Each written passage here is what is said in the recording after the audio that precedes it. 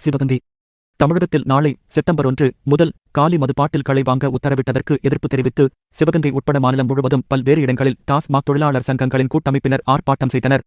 சிவகங்கை அரண்மனை வாசலில் நடைபெற்ற ஆர்ப்பாட்டத்துக்கு டாஸ்மாக் ஊழியர் சங்க CDU மாவட்ட தலைவர் குமார் தலைமை வகித்தார். இதில் டாஸ்மாக் ஊழியர் சம்மேளன மாநில தலைவர் முருகன் பேசுகையில், செப்டம்பர் 1ஆம் தேதி முதல் காலி மது பாட்டில்களை திரும்பப் பெற வேண்டுமென அதிகாரிகள் வற்புறுத்துகின்றனர். ஆனால் பெரும்பாலான கடைகள் 10 அடி நீளம் 10 அடி அகலம் கொண்டவையாக உள்ளன. அவற்றில் மது பாட்டில்களை வைக்கவே போதிய இடமில்லாத நிலையில் காலி மது பாட்டில்களை இங்கே வைப்பது. மேலும் பாட்டில்கள் உடைந்துவிட்டால் அதற்கு ஊழியர்கள் பணம் செலுத்த வேண்டும்.